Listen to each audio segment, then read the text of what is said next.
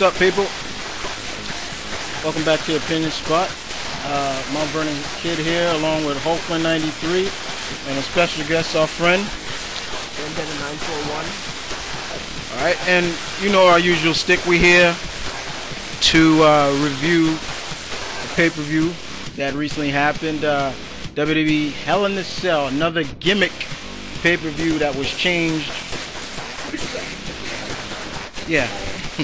Let's get into it, shall we? I hope everybody is well on their end, as you know my usual skit. So let's start this off, shall we?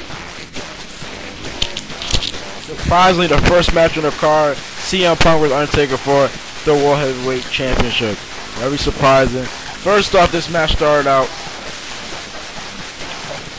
with cat and mouse. Then Undertaker used the cage and cell early. CM Punk worked on Undertaker's leg with kicks and everything, chair shots and everything, lash ride, choke slam, finish. CM Punk ran with Undertaker with a chair. Undertaker boots him, choke slams him, tombstone power driver, 1, 2, 3. We thought that Teddy Long was gonna come out again, but he didn't. So Undertaker is a 7-time World Heavyweight Champion.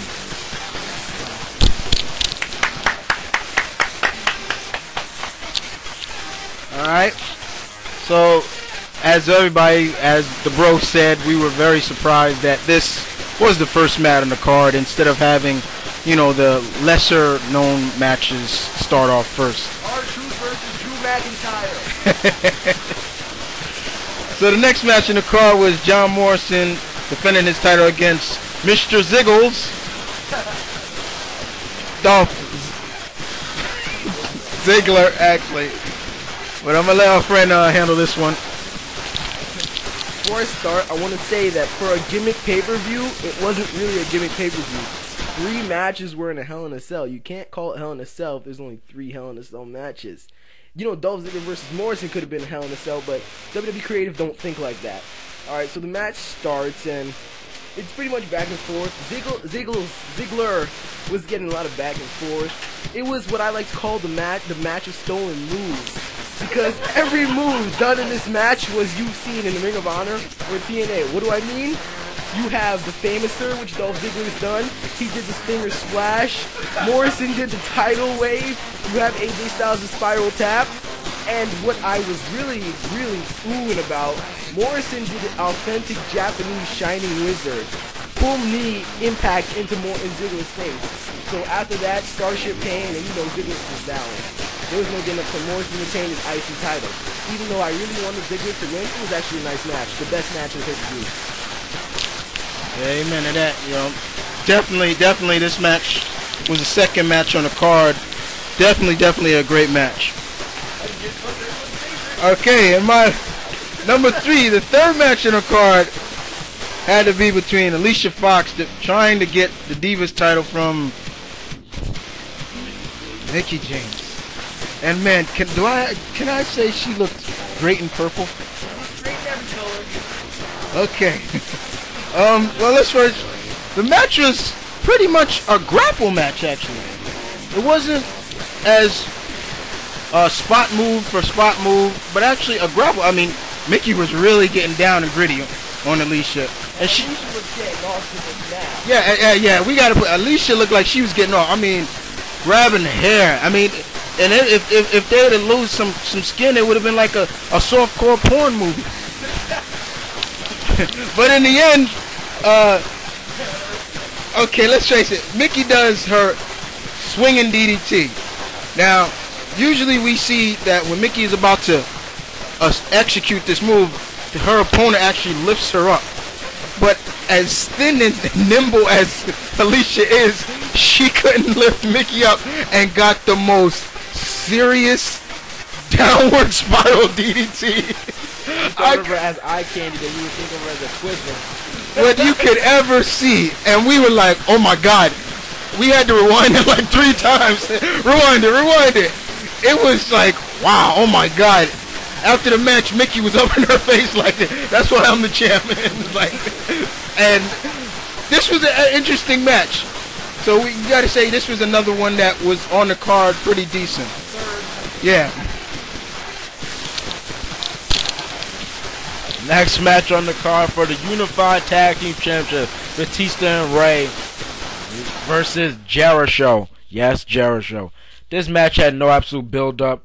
Hey, I got a partner. His number is 619. What the crap did that come from? No, what the hell? Okay, let's put it like that. But it's Batista, you know, you can't really do much. This match started out. This match starts out basically WCW, Jericho versus Rey Mysterio, which is always my favorite ever see go in the ring together. Damn, when Batista get in, you know when Batista get in, you know you gotta slow down the pace. But I give him credit, he's been working on his Black Hole Slam. Better than Abyss, by the way. Then Big Show gets in, you can just fall asleep when he gets in.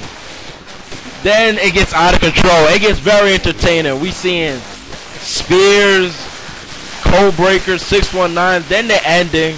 Ray goes for a West Coast pop or whatever he's gonna do, and a punch in the face, knockout punch by Big Show. Literally, if anybody's ever played Punch Out and King Hippo, that's what it looked like when Big Show hit Ray.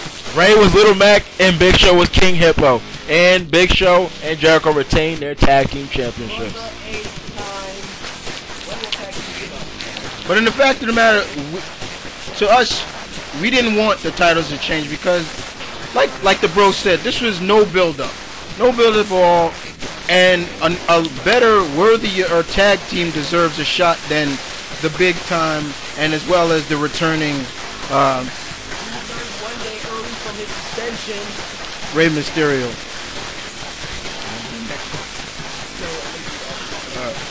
Alright, so the next match on the card was another one of the whole Hell in a Cell matches.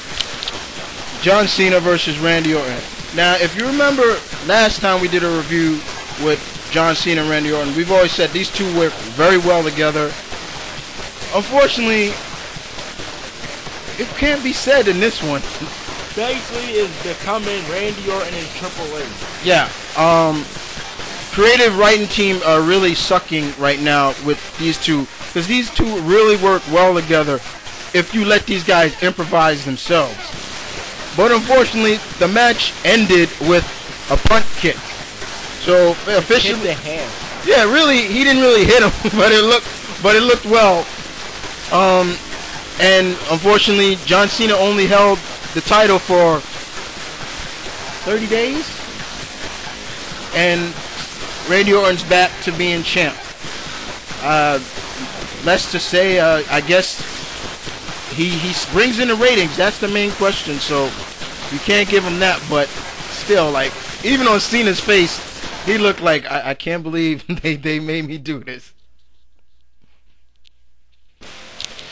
bathroom break time. It's R-Truth versus Eric McIntyre. You wrote Eric McIntyre. It's R-Truth versus Drew McIntyre. This match was exactly 3 minutes long, so I'm gonna say it in 3 minutes. Walk in, drop kick, and Drew McIntyre's DDT. Next, Kofi Kingston versus The Miz versus Jack Swagger. So you have Kofi, and this is like a game of who can hold the title longest. Jack Swagger steals it from Miz steals it from Kofi steals it, But this match was actually, I think this was the most built-up match on the card. This is the most built-up match on the card. So Miz almost won it twice, but thank God, Jack Swagger knows when to get up. Okay, so the interesting points in this match, Jack Swagger got not one but two painful kicks from Kofi Kingston. I mean, like, right in the teeth. You saw his head shake. I know. Like, the second one, he was like, oh God, not again. But, like, Miz got his skull, whatever, like, long-ass name for a gay-ass finisher. So then, Miz hits it, but then Jack Swagger puts Kofi's foot on the ropes. But it ends with Jack Swagger giving the gut wrench to Miz, but then Kofi comes in another one of his out-of-nowhere Trouble in Paradise kicks, and he pins Miz. So yes, this is the 14th time Miz has been pinned in a title match. We'll give a clap for to Miz getting pinned again. Yeah, let's get a clap for Miz getting pinned. Here's to Miz never being U.S. champion of any time ever. Even though I was expecting that he did make around $50,000 for charity, but he And let's face it, if anybody wanted to know, yes, R-Truth, that match was the 6th match. But yeah, it really it didn't really suck. Okay.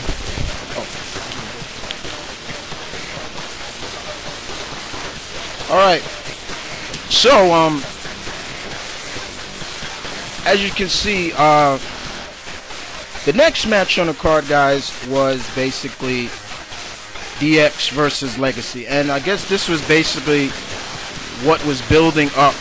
This was the build-up match. You know what I'm saying? And unfortunately, it started out with DX coming out